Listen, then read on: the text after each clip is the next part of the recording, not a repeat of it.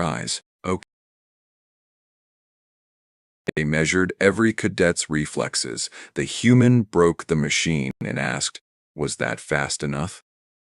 The machine had never been wrong before. In 300 years of operation, the reflex calibration unit had tested over 4 million candidates from 47 species across the Galactic Cooperative. It had measured the lightning-quick neural snap of a Vethari warrior. It had clocked the legendary twitch response of a Drashi fighter pilot. It had even registered the theoretical upper limit of biological reaction time, a number the engineers believed no living creature could ever surpass. They called it the absolute ceiling. It had never been touched. Until a human sat down in the chair. The Galactic Cooperative Military Academy sat on the surface of Kalthara Station, a massive orbital installation hanging above the gas giant Moruni. It was the most prestigious military institution in the known galaxy. Species sent their best here, their fastest, their strongest, their most gifted. Getting accepted was considered an honor beyond measure. Getting rejected after acceptance testing? That was a humiliation that followed a soldier's name forever. Cadet Commander Vos Tharak of the Vathori stood at the observation window overlooking the testing floor. He watched the new intake class file in below. 43 cadets from 17 different species. His eyes moved with practiced efficiency, cataloging, ranking, assessing.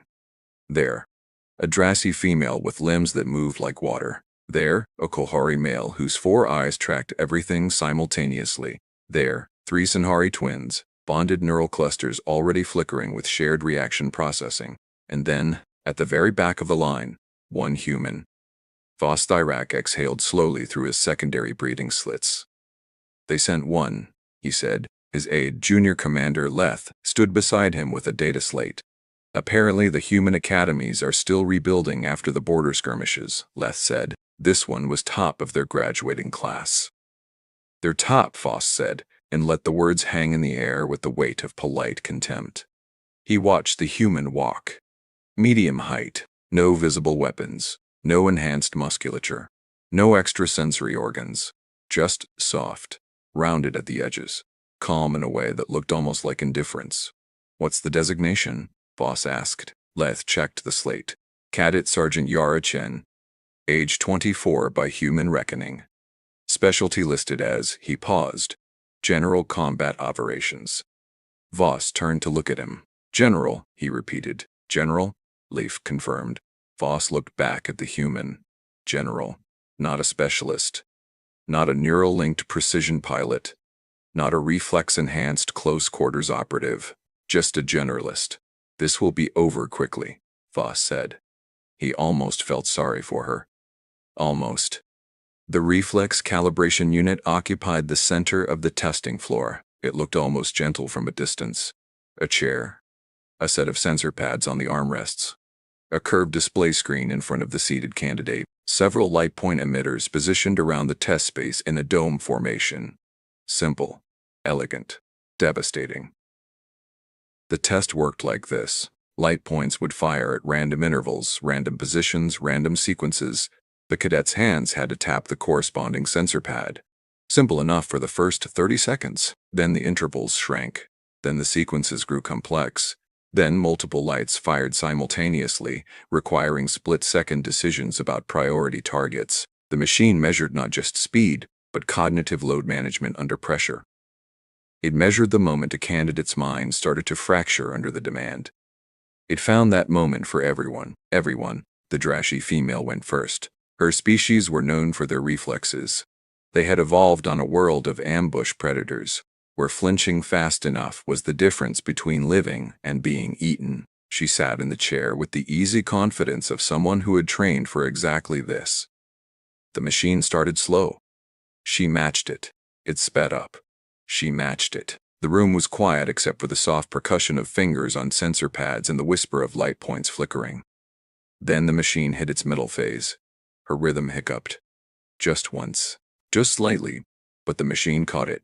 Her final score registered 94.7 superior class.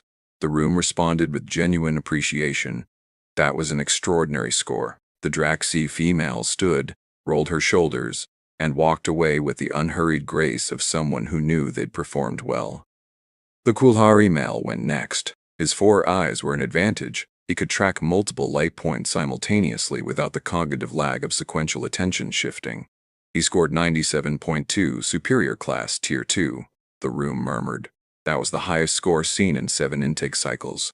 Boss watched from the observation window with calm satisfaction. These were worthy cadets. This was what the academy was supposed to produce. Then they called Yara Chen. She walked to the chair without hurry. She didn't stretch, didn't roll her neck, didn't perform any of the preparation rituals the other cadets had used. She just sat down, adjusted the sensor pad position with 2 quick movements, and looked at the screen.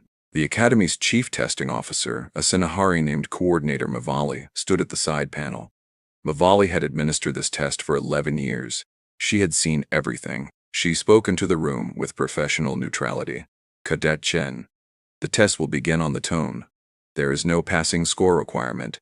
The machine calibrates to your performance ceiling. Do you have any questions? Yara Chen looked at the screen. Is there a max score? She asked. Mavali blinked 2 of her 4 eyes, a Senhari expression of mild surprise at an unexpected question. The theoretical ceiling is 100. No candidate has ever reached it. What's the closest? 97.4. Achieved by a Drassi specialist 8 years ago. Yara nodded. Just nodded, like she was filing the information and moving on. Okay, she said, I'm ready. Mavali activated the sequence. The tone sounded. The machine started slow. Yara matched it without effort. Her hands moved with quiet precision. Not flashy, not aggressive, just exactly where they needed to be, exactly when they needed to be there. The machine accelerated. She matched it. A few cadets in the observation area began to lean forward. The machine hit its MIDI phase. The phase where the Drassi female had stumbled. The phase that exposed the gap between trained reflexes and genuine ceiling reflexes. Yara Chen did not stumble. Her rhythm didn't change. Her breathing didn't change. The only thing that changed was that her eyes went very slightly, barely perceptibly, still. Like the rest of her was operating on a separate track from conscious thought. What is her score? Voss asked quietly from the observation window. Leth was watching the counter. He didn't answer immediately. Leth stopped. She's at 96.1. Voss straightened. That's the middle phase. Yes, Leth said. She's in the middle phase. Yes, sir. The machine advanced to its high phase. This was where the cognitive load became the primary factor. The light points began firing in patterns designed to fool pattern recognition. They mimicked sequences that felt predictable, then broke them. They created false priority hierarchies that tempted cadets into optimal-looking but time-wasting response orders. They were, in essence, designed to make a thinking mind outsmart itself. Yair's hands moved. Left pad, right pad, right pad, left. 2 hands simultaneous. Right, left. No hesitation. No second guessing. No second guessing. She stopped thinking, said one of the cadet observers near the window. It was a young Vithori cadet named Sean, and he said it like it was a criticism, but Voss looked at the display and he understood what Sean didn't. She hadn't stopped thinking. She had moved below thinking, into something older, something the human nervous system had apparently kept very, very quiet until now. The score counter climbed, 97.0, 97.4, matching the all-time record, 97.8. The room went silent, 98.1. On the testing floor, Coordinator Mavali had gone very still. Her hands were clasped behind her back and she was watching the machine with an expression that, on a Senhari face, indicated deep professional unease. 98.6. The machine entered its final phase. This phase had a technical name in the Academy manuals. Phase 7, Maximum Cognitive Saturation. In 11 years of testing, Mavali had never seen a candidate maintain competent response through Phase 7. She had seen candidates try.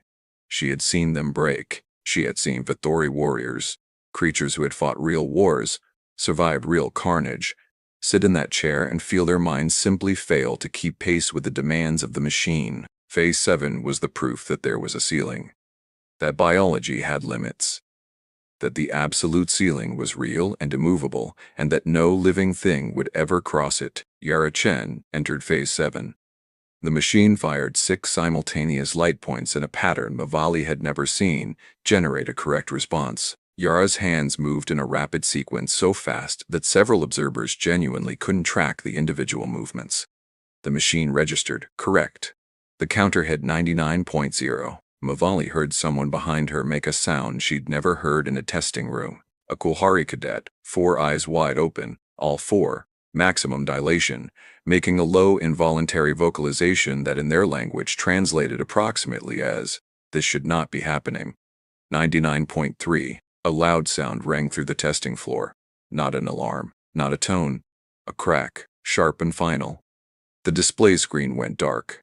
The sensor pads went dead. The light emitters above the dome flickered once and shut off. The machine had stopped. Yara Chen lifted her hands off the sensor pads and looked at the blank screen. "Was that fast enough?" she asked. Absolute silence. For 3 full seconds, nobody in the testing room made a sound. Then Coordinator Mavali walked to the main panel with controlled urgency and ran a diagnostic. The diagnostic told her something she had never seen in 11 years. The machine's response tracking processor had suffered a cascade failure. The inputs had come too fast. Too many correct responses in too short an interval. The machine, designed to find the ceiling, had been outrun. It had not been built to register scores above 99.9 because the engineers had never imagined it would need to. The counter had tried to climb past 100, and the machine didn't know what to do with that. So it had crashed. Mavali stood at the panel for a long moment. Then she turned to face Yara Chen. "Cadet," she said, and her voice was extremely careful. "I need to ask you something." "Sure," Yara said. "Have you taken any neural enhancement compounds in the last 72 hours? No. Do you have any cybernetic or technological augmentation to your nervous system? No. Have you had any prior exposure to this specific testing protocol or its pattern sequences?" Yara tilted her head slightly. "I've never been to this station before today." Mavali looked at her for a long moment. Then she looked up at the observation window. She found Voss Thurak looking directly down at her. His expression was not readable by Sinhari standards. But Mavali had worked with Vathori long enough to recognize what she was seeing. That expression was not contempt. That expression was not dismissal. That was the face of a soldier reevaluating something they had believed was settled. Voss came down to the testing floor personally. This was unusual. Cadet Commander Voss Thurak did not routinely come down to the testing floor during intake assessments. He reviewed the scores from the observation window and made his selections. He had not come to the floor in 4 intake cycles. He came now. He walked to where Yara Chen was still sitting in the chair. Not because she'd been told to stay, but because she seemed to be waiting with quiet patience for someone to tell her what happened next. Voss stood in front of her. He was significantly taller than she was. His Vathori frame carried the density of a species that had evolved for war. Triple-jointed arms, reinforced cranial plates, a resting combat posture built into the skeleton itself. He looked down at her. She looked up at him. "My name is Cadet Commander Voss Thurak," he said. "I know," she said. "I read your file before I came here." Voss went very still. "You read my file. Military Academy. You review us, we review you. Seemed fair." Something moved behind his eyes. "What did my file tell you?" 3rd generation, Vathori military lineage. Decorated 3 times in active service. Reputation for extremely high standards and lower tolerance for candidates who can't meet them. She paused. "It also said you haven't lost a single cadet under your command to preventable causes in 6 cycles. Voss stared at her. That last detail was not in his public file. It was in a supplemental performance review that was technically restricted to Academy senior staff. "How did you access a restricted file?" he asked. Yara Chen almost smiled. It was a very small, almost smile. "I didn't access it," she said. "A friend of mine works in logistics for Kelthara Station. She mentioned it." Voss looked at her for a long moment. "You built a source network before you arrived." "I built a source," she said. "One friend. She works logistics. She talks. Before you'd even taken your intake assessments. Information before action. Old habit." Voss turned and looked at the broken machine. The technicians were already clustered around it. running queries with the expressions of people encountering something their training had not prepared them for. He turned back. "Explain what you did," he said, "in the test." Yara considered the question genuinely. "You want the technical version or the honest version?" "The honest version." "I stopped arguing with the machine," she said. Voss waited. "Reflex tests. The ones designed to find your ceiling. They're built on the assumption that faster input will eventually overwhelm your ability to process. But processing is the problem. The more you think about what you're doing, the slower you are. So I stopped thinking about it." "That's not a sufficient explanation," Voss said. "The Kohari male has 4 simultaneous visual processing streams. He scored 97.2. You have 2 eyes and a single-track cortex." "Yeah," Yara said. "His hardware is objectively superior for this test." "Yes, so how?" She was quiet for a moment. "When I was 8 years old," she said, "I grew up in a city on Earth called Sao Paulo. About 22 million people. Traffic like you cannot imagine. Street markets. Noise. Motion everywhere all the time. Completely unpredictable." Voss said nothing. "My grandmother used to walk me through the market every Saturday. She'd grab my hand and she wouldn't slow down and she'd say," Yara's voice shifted slightly, something warm coming into it. "Yara, stop looking. Start knowing." Silence. "I didn't understand it until I was 16, she said. She wasn't talking about the market. Voss looked at her for a very long time. "Stop looking," he said slowly. "Start knowing. The machine fires patterns," Yara said. "If you watch for the patterns, you're always half a second behind. But if you just let the patterns happen to you and let your hands be where they need to be." She shrugged. "The machine can't find your ceiling if you're not carrying the weight that creates one." Coordinator Mavali had been listening quietly from 3 steps away. She said very quietly, "That is not a technique we have ever documented in this academy." "Probably not," Yara said. "It's not really a technique. It's more of a grandmother thing." The replacement machine arrived from engineering storage 2 days later. Word had gotten around by then. Cadets from across the intake class had heard what happened. Some were skeptical. Machine failure, unusual but not unheard of.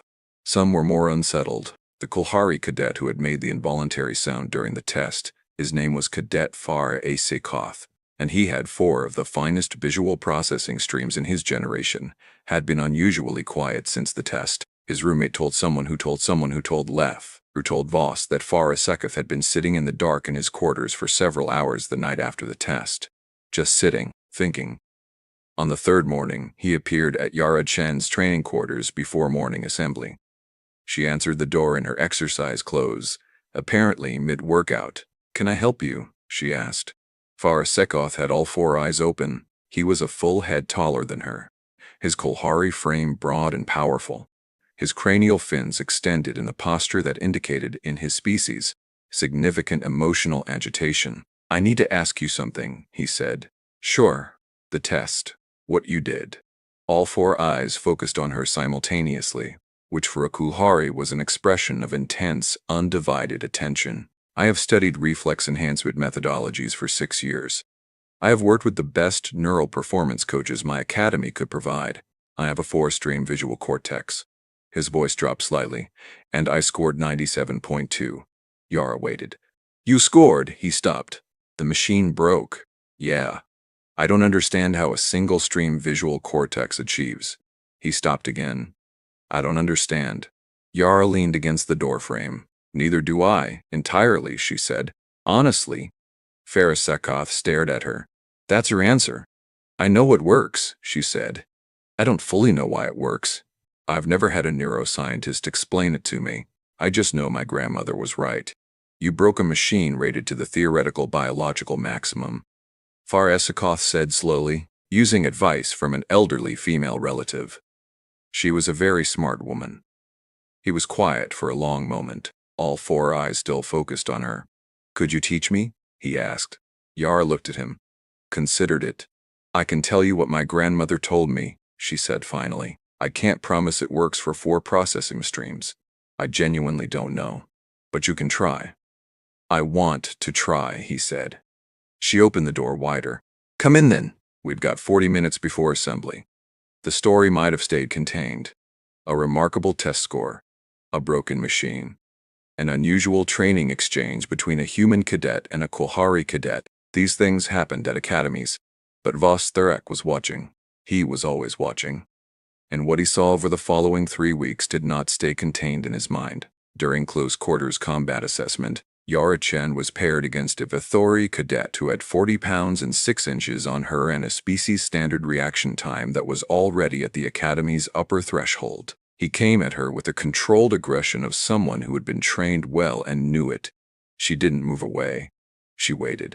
She waited longer than every combat theory said you should wait. And then she moved in a way that the sparring referee, a veteran of 14 actual combat deployments, described in his written report as unprecedented non-linear response.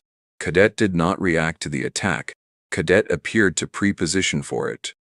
The Vithori cadet ended the round on the floor, not from a strength advantage, not from a speed advantage in any conventional sense. He ended the floor because Yara had moved into the precise position that made his committed attack momentum work against him, and she'd moved there before he'd finished deciding to commit. He got up and stared at her. "How did you know I was going to do that?" he demanded. "I didn't know," she said. "I just didn't assume you weren't." He stared at her for a long moment. "That doesn't make sense." "No," she agreed. "It doesn't really." In the observation gallery, Voss Thurek turned to Lev. "She's doing it again," he said. "What is she doing?" Lev asked. "I don't know," Voss said. He said it the way soldiers say things that genuinely unsettle them. Quietly, carefully, like the words might wake something up. Week 6 brought the psychological evaluation sequence. Every academy ran them. The purpose was to assess how a cadet's mental performance degraded under sustained stress, sleep deprivation, social isolation, and continuous high-stakes decision pressure. The average cadet started showing measurable cognitive degradation by hour 31. By hour 48, most were making errors they would be embarrassed by later. By hour 60, even the best candidates were operating at roughly 60% of their baseline. The Academy used the results to identify which cadets would be reliable under the sustained grinding horror of real sustained operations, and which ones had strong peaks but fragile endurance. Yara Chen entered the sequence at 0600 on a Monday. They tracked her biometrics continuously. At hour 31, where degradation typically began, her biometrics were calm. Heart rate steady, cortisol levels flat. Neural activity patterns consistent with a person who had just woken up refreshed from a good night's sleep. She had not slept. At hour 48, she was making jokes. Not nervous jokes. Not the kind of deflective humor that indicated psychological stress. Actual jokes. She told the evaluation AI, which she had apparently decided was good company. A story about her grandmother and a traffic warden in Sao Paulo that had the monitoring officer in the observation room, making an expression that took Leth a moment to identify as suppressed laughter. "She's not degrading," the monitoring officer reported. "Everyone degrades," Voss said. "She's not." Push the sequence to Tier 2 stress parameters. They pushed it. At hour 60, Yara Chen was asked to make a series of simulated command decisions under conditions designed to mimic genuine operational chaos. Multiple simultaneous crisis points, incomplete information, time pressure, conflicting priorities. The evaluation AI presented the scenarios with increasing severity. She made decisions, fast ones, clean ones, not perfect. She flagged 2 of her own calls as suboptimal afterward, which no evaluation AI had ever seen a cadet do unprompted, but consistently, impressively competent. At hour 72, the senior evaluation officer walked into the sequence chamber personally. He was a Senhari named Scholar Commander Veth, and he'd been running psychological evaluations for 23 years. He sat down across from Yara Chen. She looked at him with the calm, direct attention of someone who had slept recently. "Cadet Chen," he said, "I'd like to ask you something outside the formal evaluation parameters." "Sure. How are you doing this?" She blinked. "Doing what?" "This." He gestured vaguely at the room, the session, the 72 elapsed hours of it. "You have been under continuous high-demand cognitive stress for 3 days. Your biometrics indicate you are functionally rested. You are making complex decisions without measurable degradation. And you just," he glanced at his notes, told a story about a traffic dispute in a human city to the evaluation AI because, and I quote your words, it seemed like it needed cheering up. Yara Chen considered this. The AI did seem a little stressed, she said. Scholar Commander Veth stared at her. The evaluation AI, he said, does not experience stress. I know, she said. I was kidding. He looked at her for a very long moment. Cadet. I have evaluated over 3,000 candidates from 30 species in this chair. I have seen extraordinary resilience. I have seen candidates push through degradation with sheer will. I have never seen a human, or, frankly, any candidate, simply not appear to be experiencing the degradation in the first place. He leaned forward slightly. What is your— He searched for the word method. Yara was quiet for a moment. I don't fight the discomfort, she said. Explain. Most people treat fatigue and stress as obstacles. They push against them. Fighting takes energy. The more you fight being tired, the more tired you get. She paused. I just— let it be there. Acknowledge it. Don't argue with it. And then do the thing anyway. Veth looked at her. That sounds like a very simple principle. Most things are, she said. And yet, he said slowly, 3,000 candidates from 30 species have not arrived at it. I didn't arrive at it, she said. My grandmother taught me. The third time someone in the academy had heard those words, Boss Therak noted. The third time she had cited the same source, an elderly woman in a market in a city of 22 million. He thought about that. He thought about it for a long time. The incident that ended the Academy's understanding of Yara Chen as a remarkable anomaly and began something more unsettled happened in Week 9. A live tactical exercise. Full intake class, all 43 cadets, simulated operational environment on the Academy's lower deck range, a purpose-built maze of corridors, rooms, and open spaces that could be reconfigured for different scenario types. Today's scenario: extraction. Cadets divided into teams. Each team had to move through contested space, reach an objective, and extract without crossing a loss threshold. Yara Chen was assigned as team lead of a 4-cadet unit. Herself, Farasa Koth, a Drashi cadet named Farith, and a young Vathori cadet named Sean, who had privately, in his bunk, 3 weeks ago, started re-examining several things he believed about human capability. The exercise started. Teams moved through the range. Within the first 8 minutes, 2 teams had exceeded their loss thresholds and been flagged out. Within 12 minutes, a third. The contested space was deliberately designed to funnel teams into choke points, places where they'd have to choose between speed and exposure, between pushing forward and protecting their rear. Most teams tried to solve the choke points with force. Yara's team did something different. They stopped at the first major choke point with opposing force markers closing from 2 directions. Yara held up a fist, stop, and the team froze. Ferris Akoth, all 4 eyes moving, mapped the markers. 2 vectors, he murmured. We're pinched. We're pinched if we move, Yara said quietly. If we don't move, the rear vector closes. I know. So we move. We wait, she said. Faris Akoth looked at her. Farith the Drashi looked at her. Sean the Vathori looked at her. The rear vector closes in 45 seconds. Farasakoth said, yes. If we wait 45 seconds, then the front vector will have moved past the intersection to secure the next choke point, she said, and there'll be a 30-second window where neither vector has line of sight on this corridor. Silence. How do you know where the front vector is going? Sean asked. I don't, she said, but the scenario is designed to push us toward the objective, which means the opposing force has to keep the pressure moving forward. If they stop to hold this choke point, they've committed to a position and given up initiative. They won't do that. You're inferring command intent from scenario design, Forrest Akoth said slowly. I'm inferring what I'd do if I were them, Yara said. That's Farith started. 30 seconds, Yara said. They waited. The rear vector markers swept toward them. 20 seconds. 10. It swept past.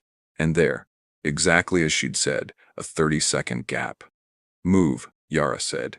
They moved. They hit the objective at the 41-minute mark. Of 43 starting cadets, 14 reached the objective. 2 teams reached it within the first priority time window.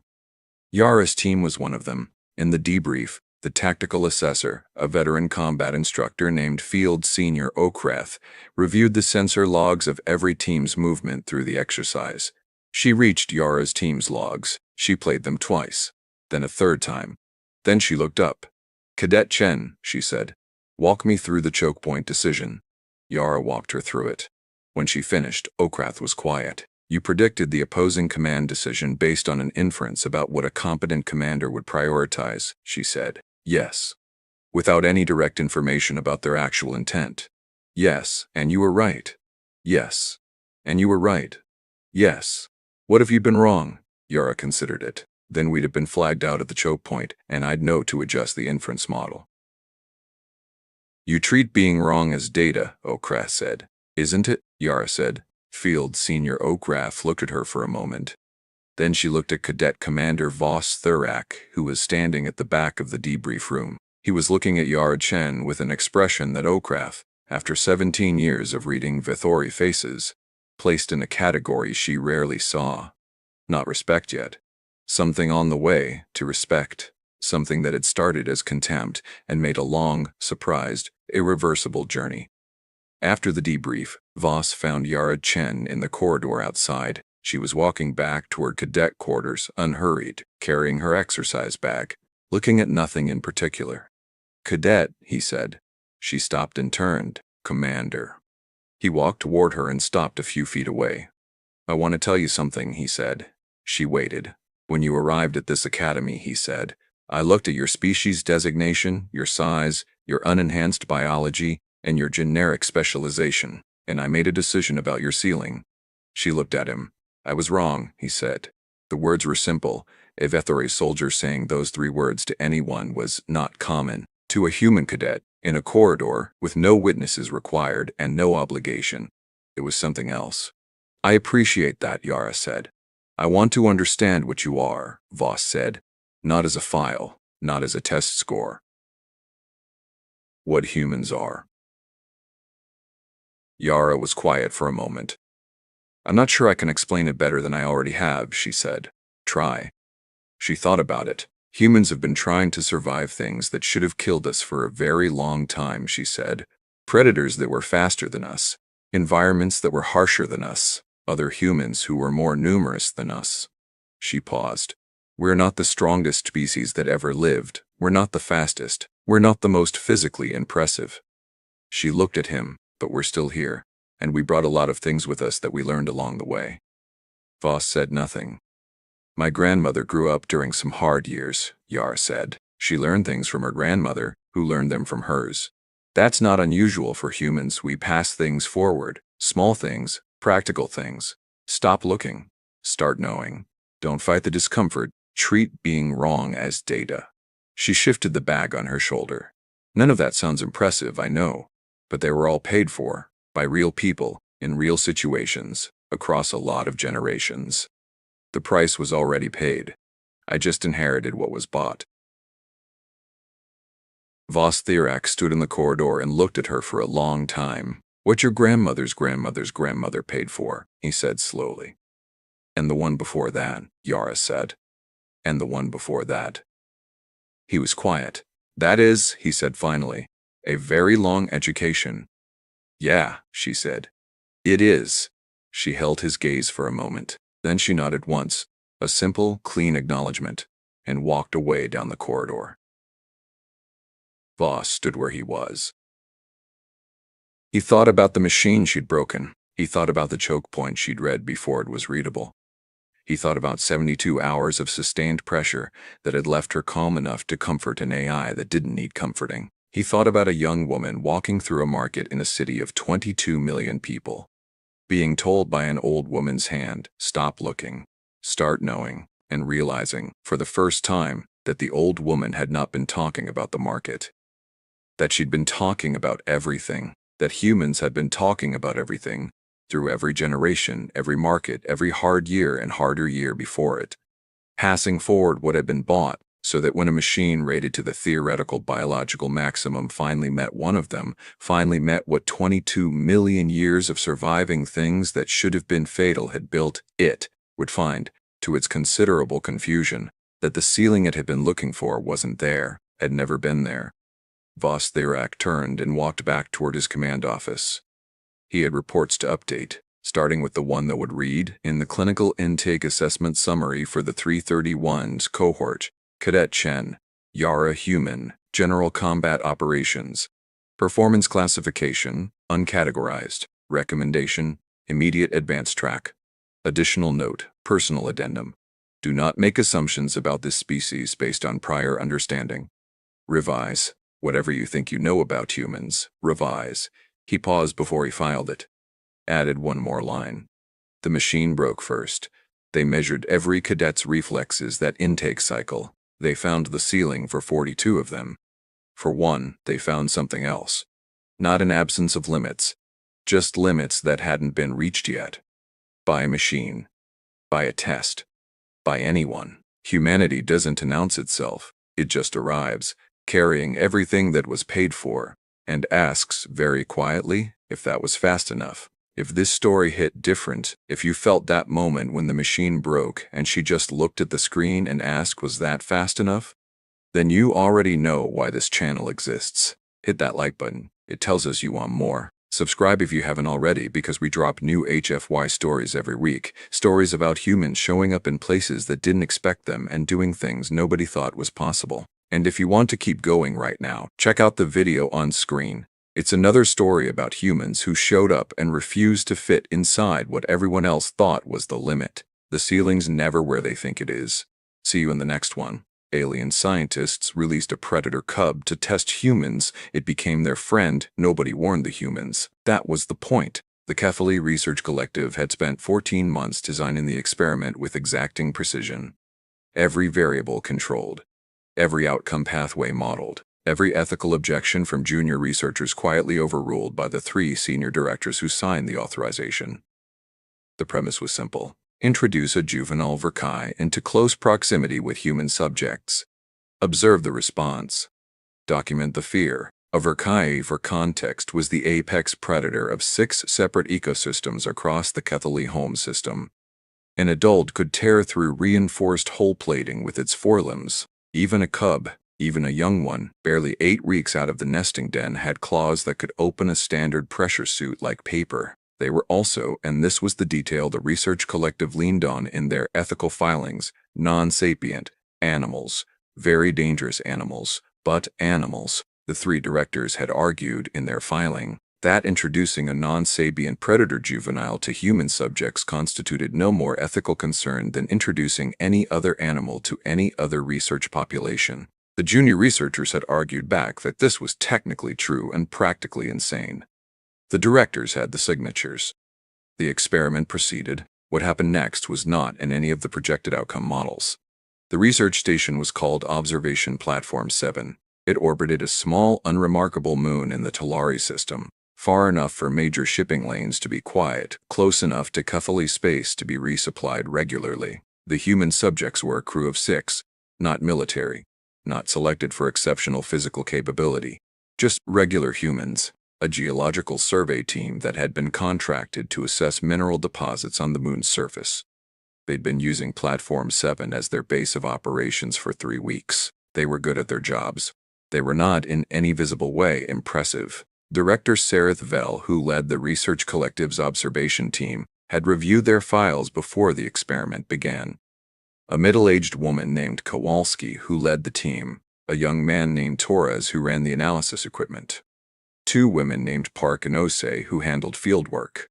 A quiet older man named Brecken, who maintained the equipment. And a cheerful, talkative individual named Delacroix, who did, apparently, everything else.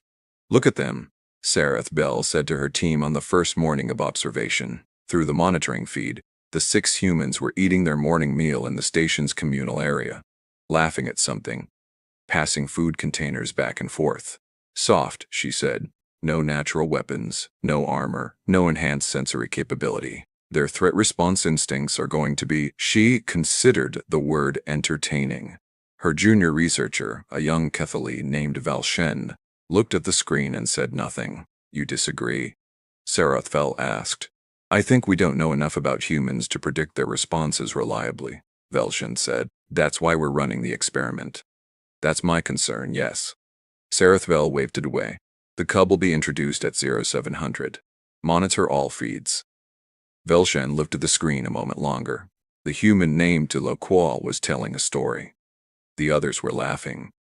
Park nearly knocked over her food container and grabbed it at the last second, and everyone laughed harder. Soft, Valshen thought, but soft in a way that felt practiced, like it was a choice.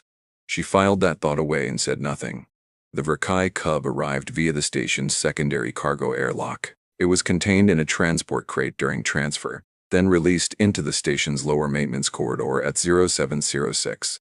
The cub was approximately the size of a large Earth canine, covered in dark gray-blue fur that stood slightly raised along its spine ridge.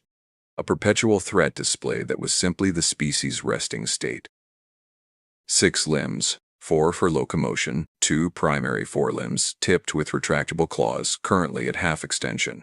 Eyes that saw in 6 wavelength bands simultaneously, and a vocalization range that, in adults, could induce disorientation in most species at close range. The cub was hungry. The collective had arranged that too. Controlled food restriction over 48 hours, enough to heighten the animal's predatory drive without compromising its health. Sarathvel watched the feeds with calm anticipation. The cub moved through the maintenance corridor with the loose rolling gait of a young predator still learning its own body. It would find its way to the communal areas within 20 minutes, their models predicted. Then the humans would encounter it, and they would react the way every species reacted to an apex predator, with fear, with flight, with the beautiful, documentable biological expression of a prey species confronting a threat it could not handle. The models said the humans would retreat to the upper deck and seal the access hatches within 90 seconds of visual contact. Sarathvel found the models very reasonable. The cub found Torres first. He was in the lower equipment bay, running maintenance on the geological survey drones, lying half under a large piece of equipment with his legs sticking out and a tool in each hand. The cub rounded the corner. Stopped. Stared. Torres felt the draft of movement, felt the quality of the silence change, and rolled out from under the equipment. He came face to face, or rather, face to mid-chest, given the cub's dimensions, with a 6-limbed apex predator at close range. On the observation deck, Sarathvel leaned forward. This was it. Torres stared at the cub. The cub stared at Torres. Torres said, "Whoa." And then he said, "Hey, buddy."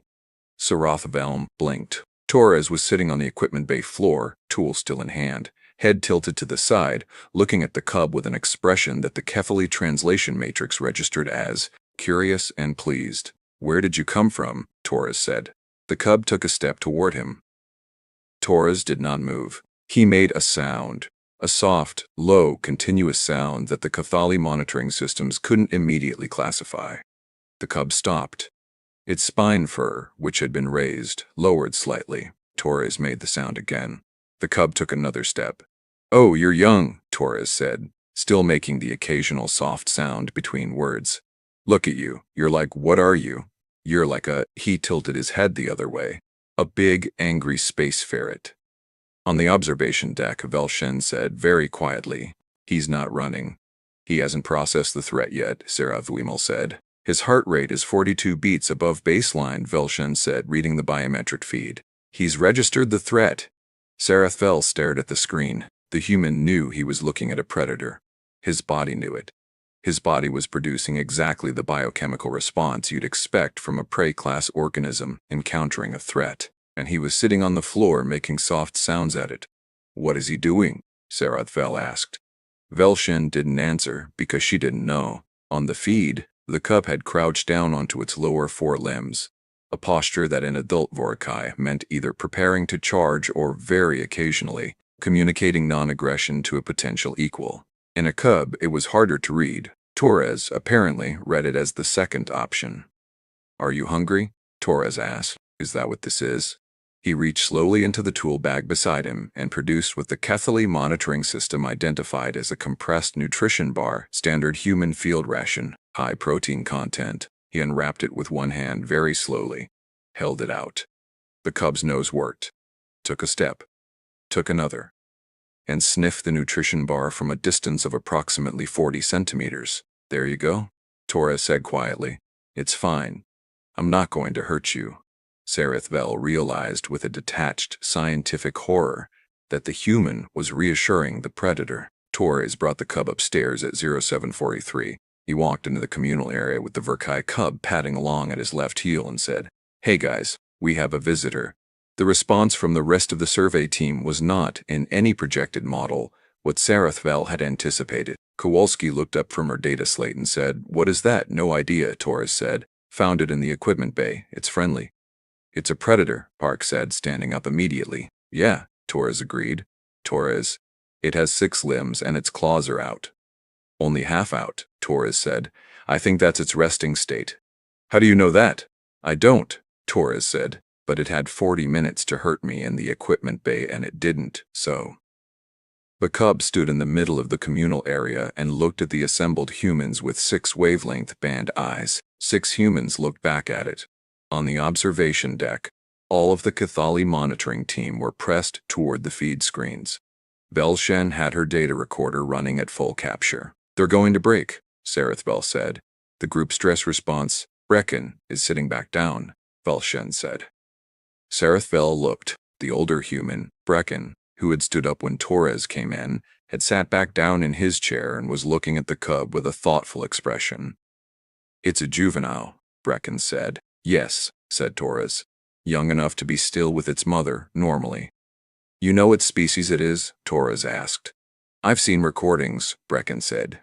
"Borkai. They're from Kefili Home System." He looked around the room with an expression the translation matrix marked as mild suspicion. "Question is, how it got on this station?" On the observation deck there was a brief, uncomfortable silence.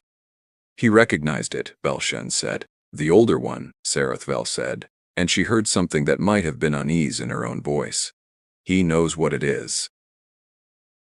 "And he sat back down," Velshen said. On the feed, Delacroix had walked around to the side of the communal area, giving the cub space, and crouched down to eye level. "Hi there," Delacroix said.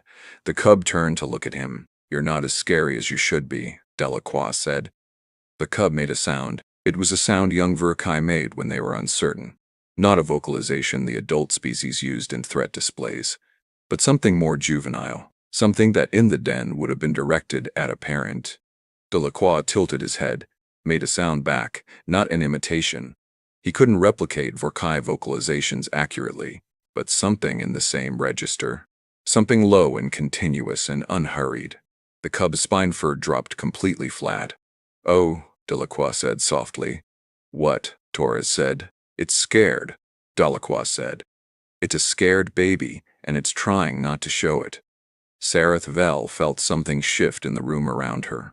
Several of her junior researchers had gone very quiet. On the feed, Osei had disappeared briefly into the supply corridor and returned. She was holding a food container. "We have protein paste," Osei said. "I don't know if it can process human food, but set it down," Kowalski said. "Don't approach. Let it come to you." Osei set the container on the floor, stepped back. The cub's nose worked. 3 minutes passed. The cub crossed the communal area, lowered its head, and ate. "They're feeding it," said Director Mav Soren, joining Sarethvel at the observation desk. He had arrived 40 minutes into the feeding to check on the experiment's progress. He was the second of the 3 directors. He was looking at the screen with an expression Sarethvel could not fully read. "They know it's a Verkai," Sarethvel said. "The one called Brecken identified it. They know it's a predator species." "And they're feeding it," Mob Soren said again. "They're feeding it," she confirmed. On screen, the cub had finished the protein paste and was now sitting in the middle of the communal area, while 4 of the 6 humans sat or crouched at various distances doing different things. Torres had gone back to his maintenance work. Apparently, he had brought it upstairs, a small piece of equipment he was calibrating, and was working on it within 2 meters of the cub. Brecken was reading. Delacroix was talking to the cub in a low, continuous murmur. Osei had taken out a small recording device and was documenting with evident scientific interest. Kowalski and Park had had a brief, quiet discussion at the far end of the room, and then Kowalski had sat down at her workstation, and Park had taken up a casual position near the exit. Not blocking it, not obviously defensive, just present. "What is the one called Park doing?" Mav Soren asked. Belshen said. "She's positioned herself between the cub and the rest of the team." "Is she preparing to?" "I don't think so," Belshen said carefully. "I think she's watching, in case something changes." "She's providing overwatch," Brecken said from across the room, and everyone turned, but no, that was from the feed. Brecken saying it to Kowalski, his voice carrying. "She's providing overwatch," he said again, a little quieter. "Good instinct." Kowalski glanced at Park. "Don't make it obvious," Kowalski said. Park shifted her weight slightly, became less obviously positioned and more obviously occupied with the data tablet, still in the same spot. On the observation deck, Director Mav Soren watched this exchange for a long moment. "They organized," he said. "Within approximately 40 minutes of initial contact," Sarath Bell said, without discussing it explicitly. The team leader and the older team member exchanged 12 words. The rest appeared to infer the arrangement. Mav Soren was quiet. "This is not the fear flight response," he said. "No. The models projected." "I know what the models projected," Sarathvel said.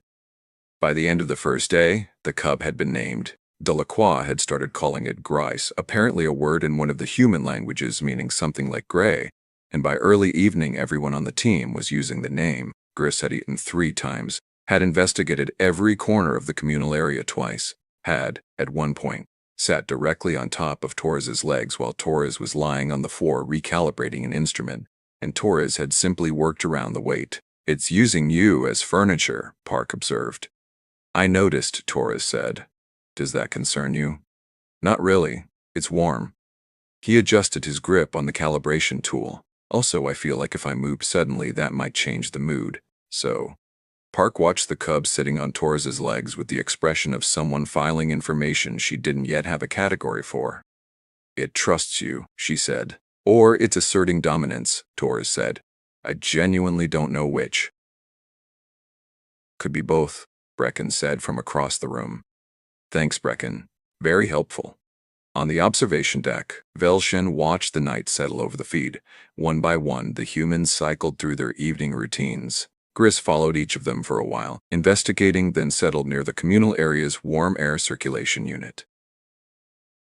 "It's integrating," Velshen said quietly. "It's being managed," Sarathel said. But she didn't sound confident. "The cub is showing integration behaviors," Velshen said. "This is what Verkai cubs do when they accept a pack. The humans..."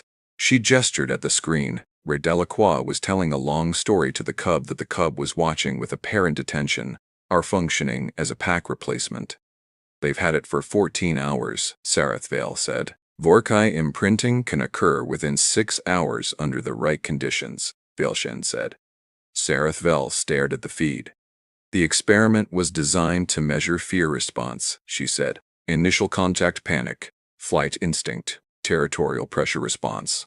"I know," Velshen said. "We predicted a 92% probability of the humans retreating to the upper deck within the first hour of contact." "I know," Velshen said again very gently. "They never retreated," Sarathvel said. "No, they named it." On the feed, Delacroix had finished his story and was now apparently showing Grease something on his data tablet. The cub was pressing its nose very close to the screen with the focus of an animal encountering something new. Delacroix was laughing. Sarathwa watched for a long time. Day 2 produced something the collective had not remotely prepared for. Kowalski called a team meeting at 0800. Velshen, whose Kefali hearing was sharper than Sarathvel's, relayed it live. "We have a Verkaya cub on the station," Kowalski said. "That's not an accident. This platform is in Kefali-managed space, and Verkaya are native to Kefali systems. Someone put it here." The team looked at each other. "We're being watched," Bracken said. It wasn't a question. "I've checked the station's secondary systems," Kowalski said. "There's monitoring equipment that wasn't on our original station manifest. Good quality. Not easy to spot." Sarathvel's head came up sharply. "She found the monitoring systems," Director Mav Soren said from behind her. He had arrived early today. How? Sareth Bell said. We should assume audio pickup, Kowalski continued, so I'll say clearly and for the record. She looked directly at the main ceiling panel, which was exactly where one of the monitoring nodes was located. We know you're there. We're not angry. We don't know your intent. But we want to talk. Absolute silence on the observation deck. Velshen said, she's making direct contact. She can't make direct contact, we're not. Seraph Vel stopped. She doesn't know we're observing from a separate platform. She thinks we're on the station. She knows they're being watched, Velshen said. She's trying to open a channel. How long has she known? The monitoring sweep was in her activity logs from 2T1 RID last night, Velshen said. She found it within 36 hours of the Cub's introduction.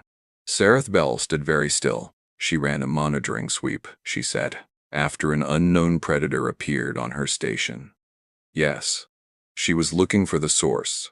Yes. While simultaneously feeding the predator and naming it. Gris, Velsen confirmed. Yes. Director Mav Sarin had been reading something on his personal data slate. I pulled the human's personnel file, he said. The one called Kowalski. She has a background in. He stopped. What? Sareth Bell asked. Security assessment, he said. Before she became a survey team lead. 8 years. Sareth Bell looked at the screen. Kowalski was still looking at the ceiling, waiting. She was analyzing us, Sareth Bell said slowly, from the moment the cup arrived. Threat assessment, Mav Soren said quietly. While the rest of her team managed the immediate situation, she was looking for the larger picture. On the feed, Kowalski waited another 10 seconds, then lowered her eyes. Okay, she said to the room. They're not ready to talk yet, that's fine. She looked at her team. We continue as normal. Gris stays. We feed her, we don't crowd her, we let her get comfortable. And we wait. You think they'll make contact eventually? Torres asked. If they wanted us scared or hurt, Gris would have been introduced hungry and alone, and they wouldn't have given us time to settle before the encounter. They didn't do that. She paused. They're watching something specific, we're just not sure what yet. Torres looked at her. So we give them something worth watching, he said. Kowalski almost smiled. Something like that, she said. On the observation deck, Director Mav Soren set down his data slate. We need to contact the third director, he said. Director Sariveth doesn't need to be, Sareth Vel. His voice was quiet. The experiment is no longer running as designed. The subjects have identified the observation, deduced the presence of external actors, and are now actively managing their presentation for an audience they haven't seen. This is no longer a passive observation. He looked at the feed. These people are performing for us. Sareth Bell looked at the screen. Kowalski had returned to her workstation. Torres had gone back downstairs with Gris following at his heels. Delacroix was already deep in a conversation with OC about, apparently, the dietary preferences of apex predators and whether protein paste was actually a reasonable substitute for whatever Verkai cubs normally ate in the den. I want to be able to get her something better, Delacroix was saying.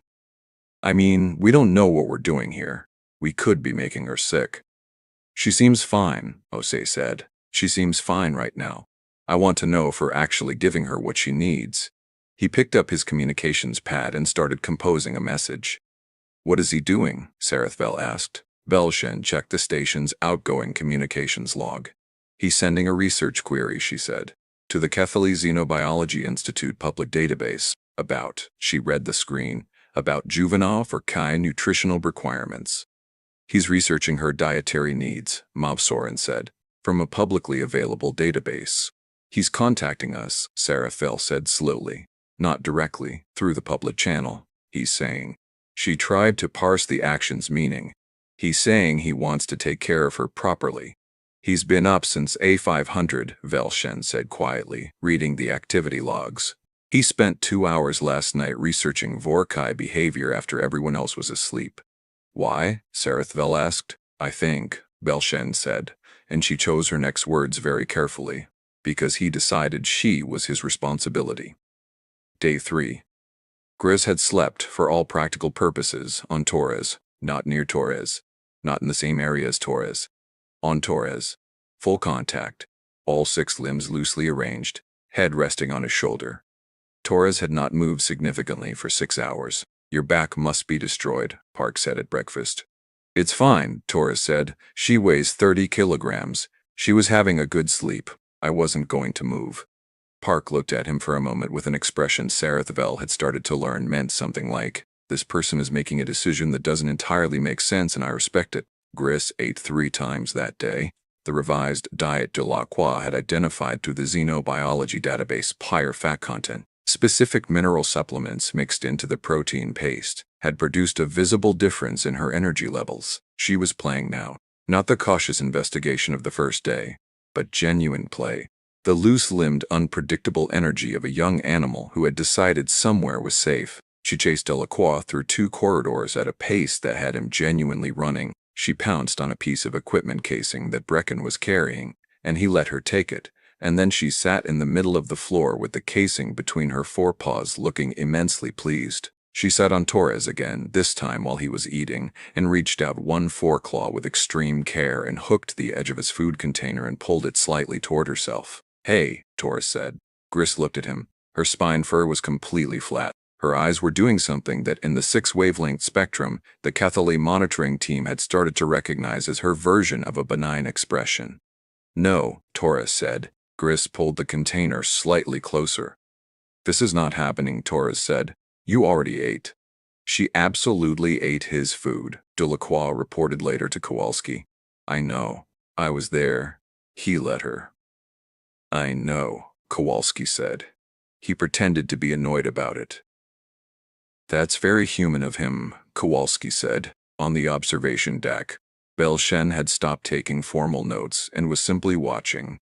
This is not the experiment we designed, Sarathvel said. It was the 3rd time she'd said something like it. No, Velchen agreed. The fear response was present, Velchen said. On day 1, the biometrics confirmed it. They were afraid of her. They knew she was dangerous. And they decided, Velchen said, that the danger was manageable. And the other thing, the young animal in an unfamiliar place, alone, was more important to respond to. Sarathvel was quiet. They prioritized, she said finally. Yes. A prey-class organism encountering an apex predator made a decision to prioritize the predator's well-being over its own immediate safety response. More or less. How? Sarathvel said. Not a question. Velchen thought about it. I think, she said, they have a very sophisticated ability to hold 2 things at once. She's dangerous. She's also scared and hungry and alone. She paused. For humans, apparently those 2 things don't cancel each other out. They just coexist. Director Sari Veth arrived on the observation platform on day 4. She was the eldest of the 3 directors. She had been running research programs for 30 years. She reviewed all 3 days of footage before she said a single word. Then she called the full observation team to the primary room. I want to hear your assessment, she said. All of you. Belchen, you first. Belchen stood. The experimental design assumed human response to a predator threat would be primarily physiological flight instinct, fear escalation, conflict avoidance. The subjects displayed the physiological response, elevated cortisol, elevated heart rate, appropriate threat recognition. But their behavioral response did not match. They regulated the physiological response and chose a different behavioral output. How? Sarivat said. Through several mechanisms working simultaneously, Velchen said. The team leader performed threat assessment and structural analysis. The older member provided species information. The others managed the immediate situation through low-threat behaviors, slow movement, quiet vocalization, food provision, gradual exposure. They were, she searched for the right word, deliberate. They were afraid and they were deliberate at the same time. Sariveth nodded. What is the cub's current status? Fully imprinted on the group, Belchen said. She behaves toward them as she would toward a pack. Specifically, she appears to have assigned individual roles. Torres is her primary attachment figure. Delacroix is her play companion. Brecken is called, smiled, apparently an authority figure of some kind. She responds differently to his voice than to the others. Because he's older, Saribat said. We think so. And the humans are aware of the imprinting? Kowalski documented it in her personal logs, Velchen said. On day 2. Sariveth turned to Sarathvel. What is your assessment? Seraphel had been quiet for most of the debrief. She had been watching the live feed where Gris was currently lying in a boneless sprawl across 3 different humans simultaneously. She had one forelimb on Torres's knee, her back against Delacroix's legs, and her head tipped back against Ose's arm, and all 3 humans were going about completely different activities without acknowledging the arrangement. I think, Seraphela said slowly, that we made a significant error in our experimental design. No one spoke. We designed the experiment to measure fear, she said. We assumed fear was the primary variable. We assumed that an apex predator introduced to a prey-class species would produce fear as the dominant behavioral driver. And, Sariveth said, fear was present. Sarathfel said, it was not dominant. Something else was. She paused. I have spent 4 days watching these people make decisions that no threat response model would predict. They identified the monitoring. They opened a diplomatic channel through a public database.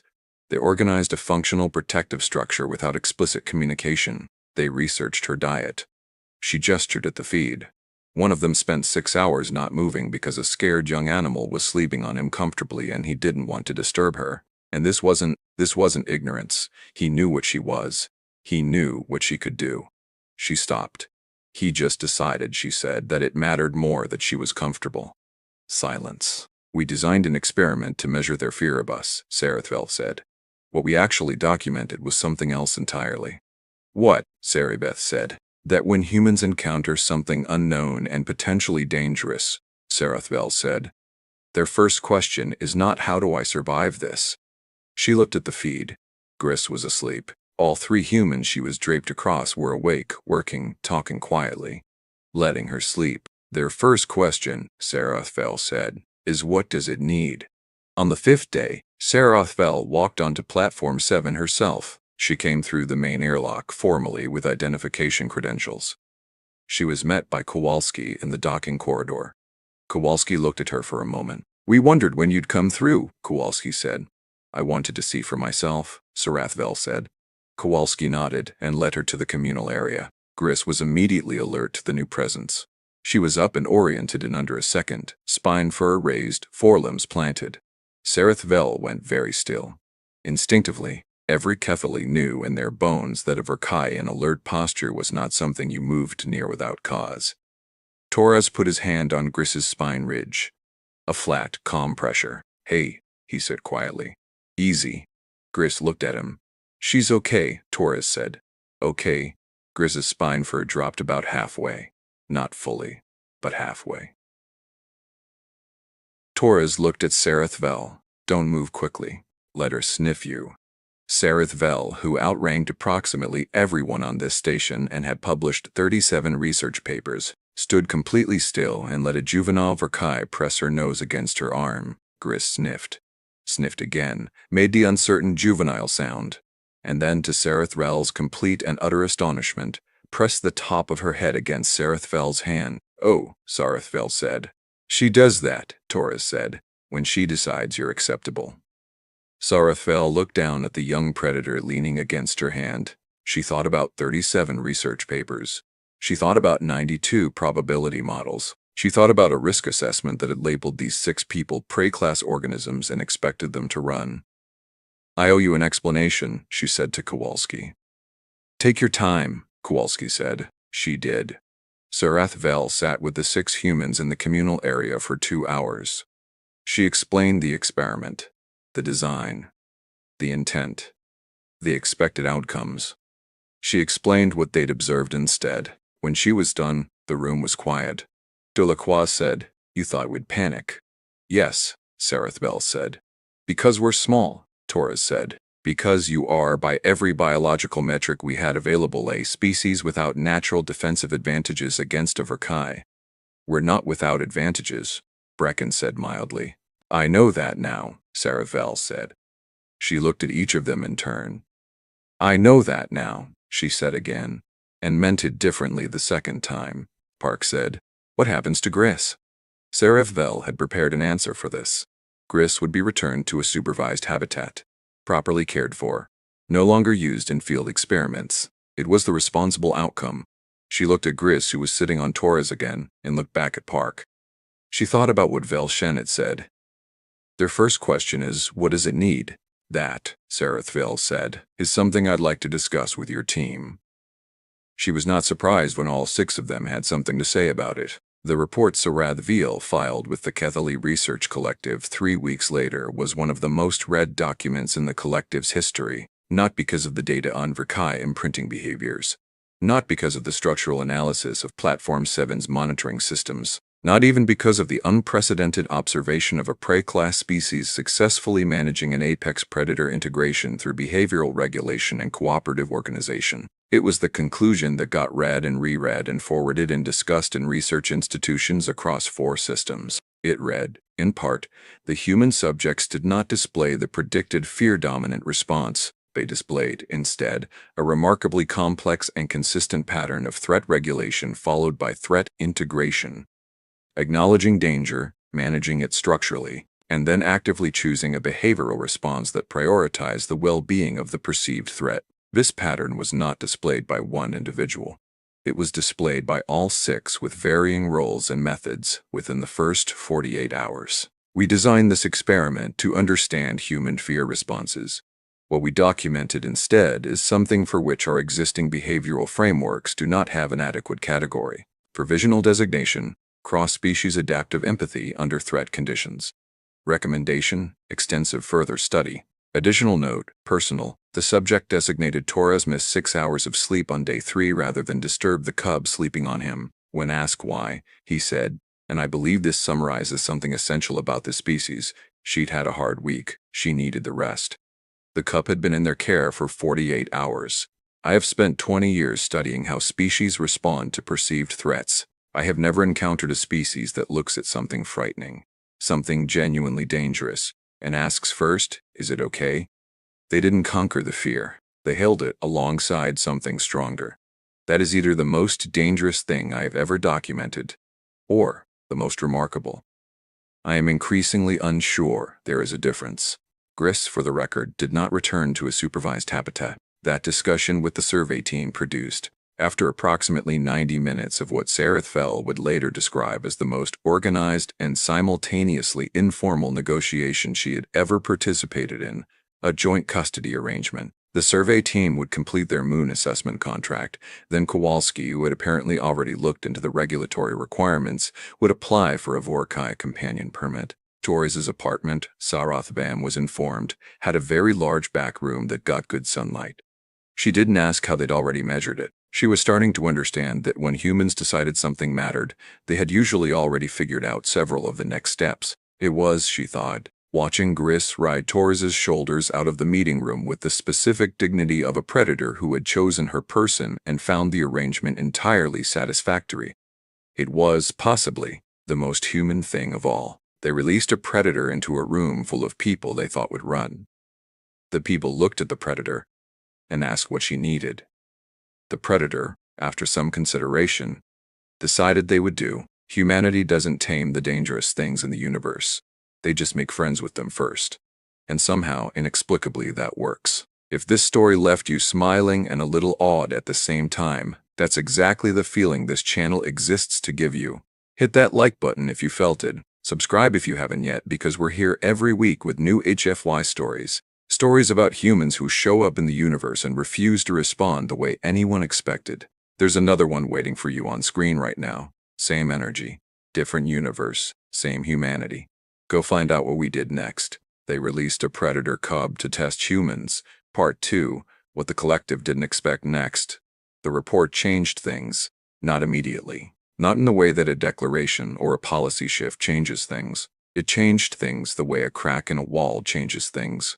Quietly, at first, almost invisible, until one day you look and realize the whole structure has been rearranging itself around something new. Sareth report circulated through the Cadet Research Collective in the first week. By the second week, it had reached the Academic Oversight Board. By the third, it was in the hands of people who didn't have official titles but whose opinions moved resources. The reaction was not uniform. Some researchers read it with genuine curiosity. Some read it with professional skepticism. Cross-species adaptive empathy was a large claim, and large claims required large evidence. In one survey team of 6 on a single platform was not large evidence. And some read it with something else, something quieter, something that looked from a distance like discomfort. Director Sari Veth called Sareth Vell to a private meeting 12 days after the report was filed. Not to the collective's main conference chamber, to Sari Veth's personal office, which smelled of old archive materials and the faint chemical trace of decades of research work. Sari Veth was standing at her window when Sareth Vell arrived, looking out at the station grid below. She didn't turn around immediately. "Sit," she said. Sareth Vell sat. "I've had 7 separate communications about your report in the last 4 days," Sari Veth said. "Positive response?" Sareth Vell asked. "Mixed." Sari Veth turned. 3 of them are requesting replication studies. 2 are requesting the raw biometric data. 1 is suggesting your methodology was compromised by the subject's awareness of the monitoring, that the results are contaminated. "And the 7th, Sareth Vell said. Sari Veth looked at her for a moment. "Director Morth Seville," she said, "from the Strategic Studies Division." Sareth Vell went still. Strategic Studies was not a research division in the way that the Xenobiology or Behavioral Sciences divisions were research divisions. Strategic Studies produced work that went to places research didn't usually go. "What did Director Morth Seville want?" Sareth Vell asked. "To discuss your findings," Sari Veth said. Specifically, she picked up a document from her desk, specifically this line: "Cross-species adaptive empathy under threat conditions, provisional designation." The subjects acknowledged danger, managed it structurally, and then actively chose a behavioral response that prioritized the well-being of the perceived threat. She set the document down. "He found that line interesting," she said, "in a particular direction." Sareth Vell understood what she was being told. "He wants to know if it can be used," she said. "He wants to know how it works," Sari Veth said carefully. "He wants to understand the mechanism. He believes it has implications." "For what?" Sari Veth looked at her. "For how you negotiate with humans," she said. "Or how they negotiate with you." Or, she paused, "how a species that instinctively asks, 'What does it need?' rather than 'How do I survive this?' behaves when the stakes are higher than a predator cub in a survey station." The room was quiet. "He wants more data," Sareth Vell said. "He wants you to keep working," Sari Veth said, "with a larger subject pool, in higher stakes conditions." Sareth Vell thought about Torres, motionless for 6 hours on a hard floor because a young animal was sleeping comfortably on him. She thought about Kowalski looking at the ceiling, speaking clearly into a monitoring note she found in 36 hours, saying, "We know you're there. We're not angry. We want to talk." She thought about Delacroix up at 0200, reading xenobiology papers about predator nutrition, because he decided Gris was his responsibility. "What are the proposed conditions?" she asked. The proposal that arrived on Sareth Vell's research pad 3 days later was thorough, methodical, and, in Velshen's opinion, which she delivered in a very quiet voice over the communal meal that evening, deeply ill-advised. "They want to increase the threat variable," Velshen said. "I know," Serafi said, significantly. "I know. They want to move from a juvenile Verkai, which, despite everything, is still a cub with immature hunting instincts, to a situation involving adult Verkai, or equivalent threat class scenarios." "Or," Velshen stopped. "Or what?" Sareth Vell asked. "Or social threat rather than physical threat," Velshen said. "Political pressure, resource deprivation, deliberate isolation." She set down her fork. "They want to find the ceiling, the point at which the adaptive empathy response breaks down, the conditions under which humans stop asking 'What does it need?' and start asking 'How do I survive this?'" She looked at Sareth Vell. "They want to know if it's a genuine behavioral baseline or if it has limits. They want to know what breaks it." Sareth Vell was quiet for a long moment. "What do you think?" she asked. Velshen considered this seriously, the way she considered everything seriously. "I think," she said, "that any behavioral response has conditions under which it changes. That's basic science. The question isn't whether the response has limits. The question is where those limits are and what it looks like when you reach them." She paused, "And I think we are spectacularly unqualified to predict that. We got the initial response completely wrong. We built 92 probability models, and every single one of them said they would run. They didn't run, Sarathvel said. They made friends with the predator and researched its diet, Velshen said.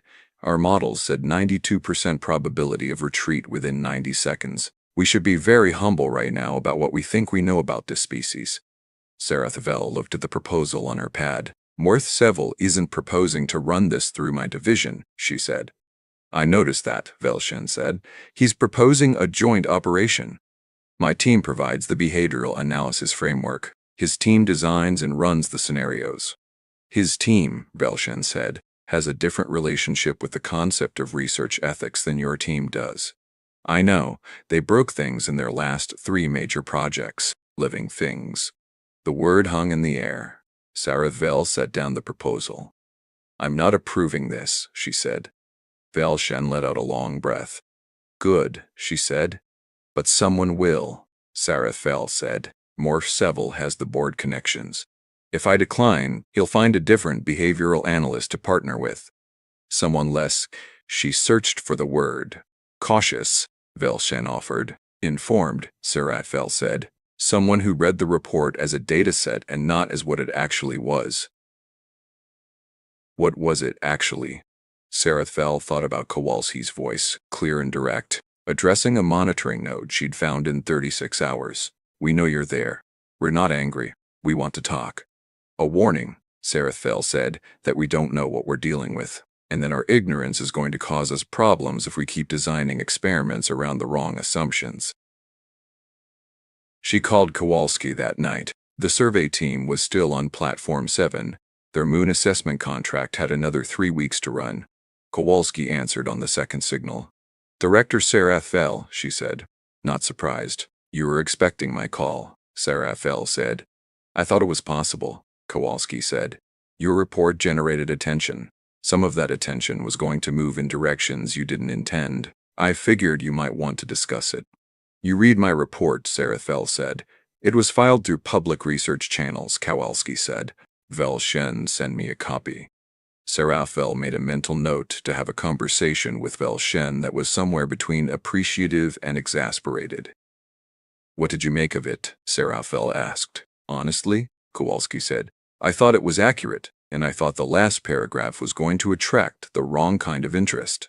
Sarathvel looked at the proposal on her pad. It did, she said. A pause on the line. How bad? Kowalski asked. Someone wants to find the ceiling, Sarathvel said. The conditions under which the adaptive empathy response breaks down.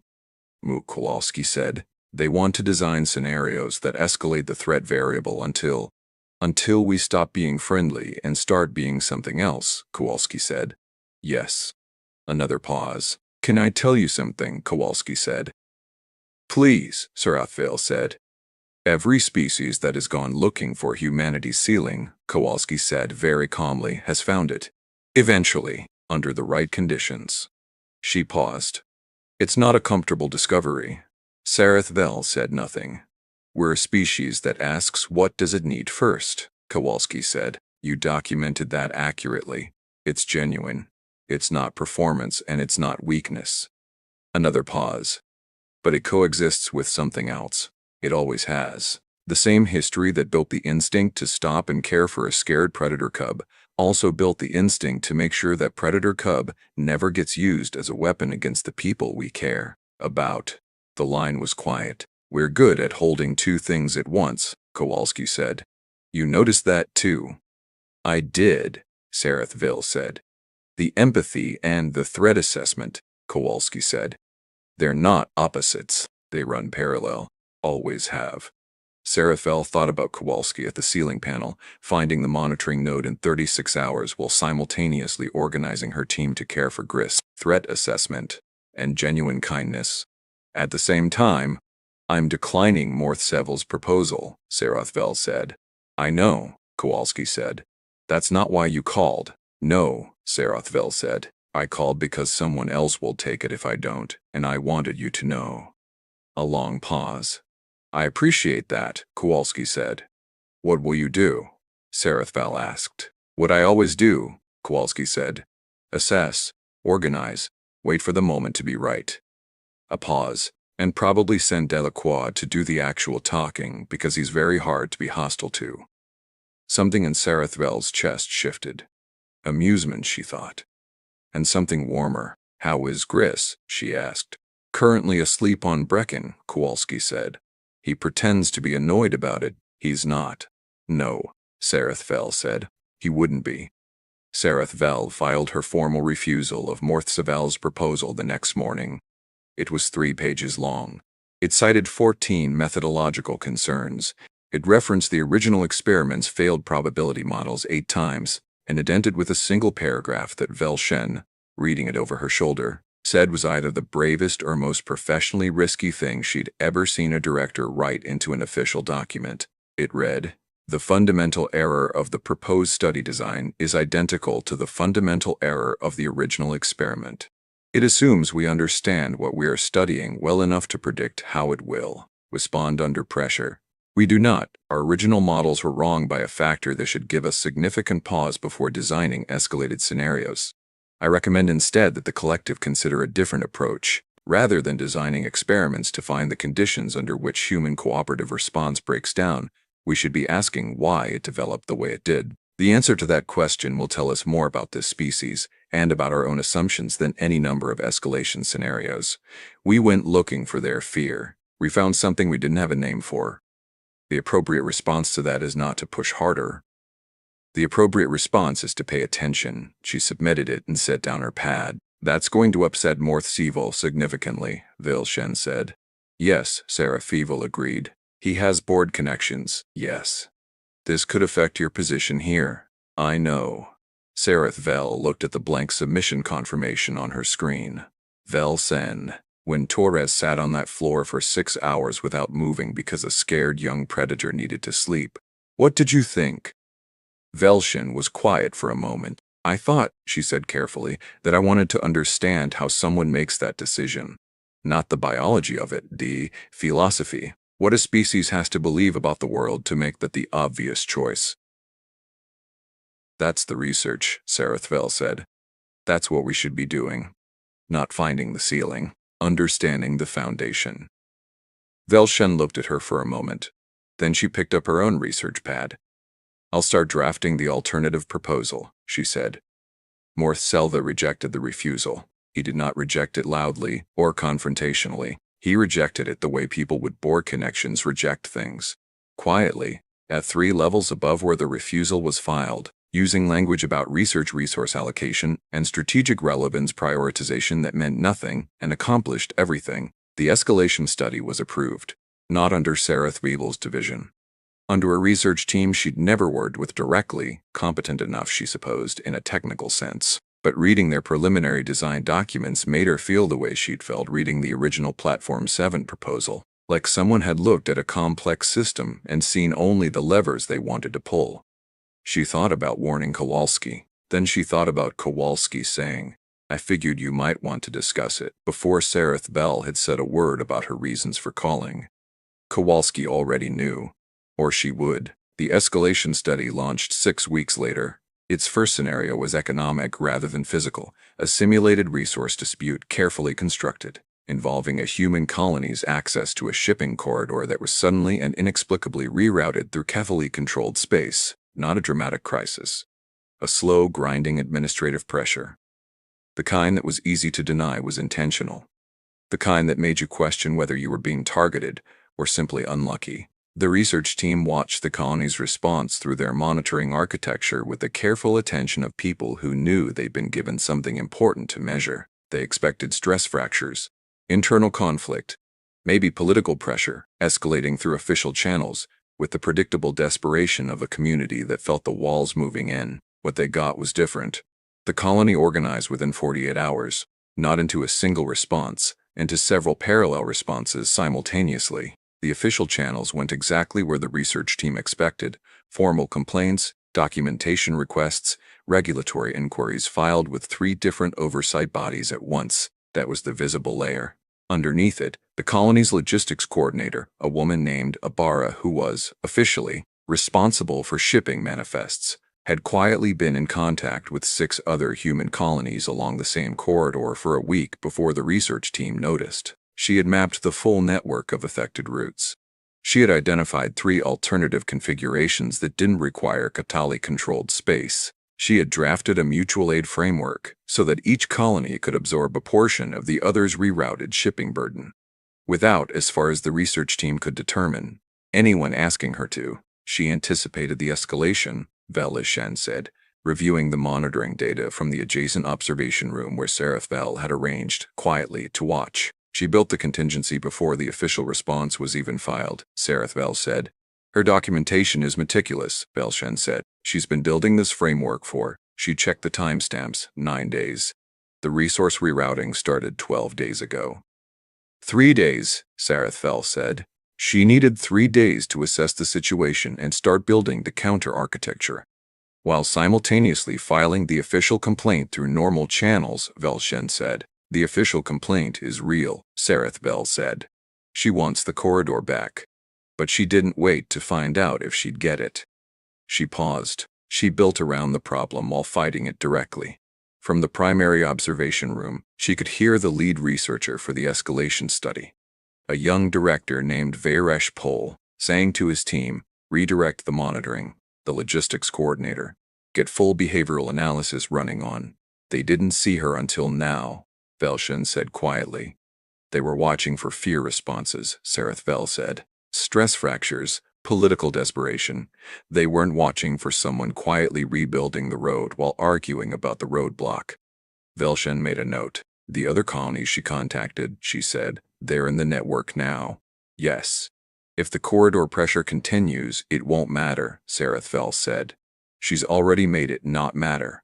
Quietly, practically. 9 days in, she already made the central pressure point irrelevant. The room was quiet. Director Morse Sebel isn't going to like this result, Velshen said. No, Vel said. He wanted to find the ceiling.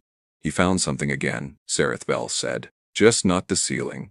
She watched Ibarra's calm face on the monitoring feed, a woman sitting at a logistics terminal filing shipping manifests, looking for all the galaxy like someone who wasn't simultaneously building a mutual support network that had just quietly made a months-long strategic pressure campaign into a historical footnote. What did he find? Velshen asked. Vel thought about Torres and Grise. Thought about Kowalski at the ceiling panel. Thought about Delacroix up at 0200 reading xenobiology papers. Thought about a logistics coordinator building contingency architecture while no one was watching her closely enough. He found, Vel said slowly, that when you pressure humans, they don't just push back. They build. And they build quietly. And by the time you notice what they've built, they don't need the thing you were pressuring them over anymore. She picked up her pad. I'm writing the alternative proposal again, she said. This time, I'm going over Morth Saval's head. To whom? Velshen said. To whoever is smart enough to read the data we've been collecting and ask the right question, Vel said, which is. Vel looked at the feed. Ibarra had just completed another message. Calm, methodical, building. Not what breaks humans, Vel said. But what happens, Velshen said softly, understanding. When you're on their side, Vel finished. She started writing. Back on Platform 7, Grise had grown 3 centimeters. Torres measured it with a calibration rod and a gravity of expression that suggested this was the most important scientific observation he'd made all week. She's growing so fast, he said. Torres, Park said, you've said that 4 times today. Because it keeps being true. Gris, for her part, was unimpressed by the measurement process. She was occupied with something more important. A piece of insulated wire she had found somewhere and was currently destroying with calm, focused efficiency. Brecken watched her from across the room. She's going to be large, he said. Very, Torres agreed. Have you thought about the fact that in 18 months she'll be able to open pressure doors with her forelimbs? I've thought about it, Torres said. And? Torres looked at Gris. Gris looked up at him, wiring forepaws with an expression he'd learned meant, everything is fine and you should not be concerned about the wire. She'd never use it against us, Torres said. No, Brecken said after a moment. No, she wouldn't. The light came through the station's viewport and caught Gris's fur in a way that made it look less dark gray-blue and more like deep water. She went back to the wire. Torres went back to his work, and on an observation platform somewhere in Kephale space, A researcher who had spent her career studying fear looked at her data and started writing about something else, about the question that came before fear, the question that changed everything.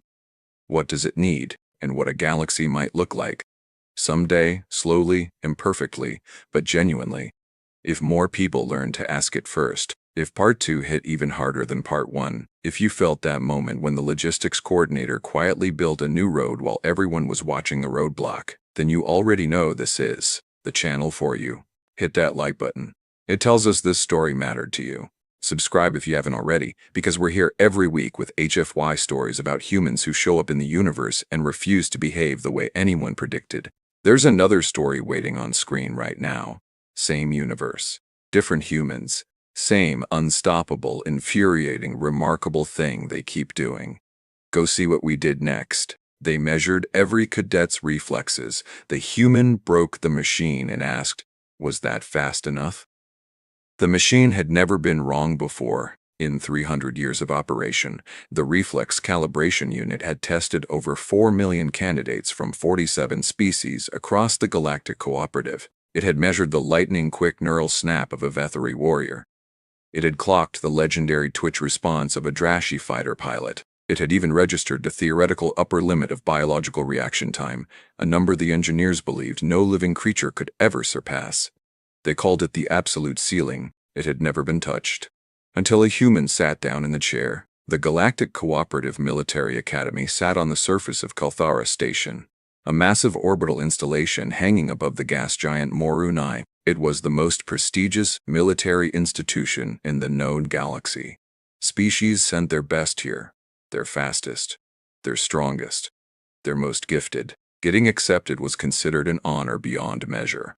Getting rejected after acceptance testing? That was a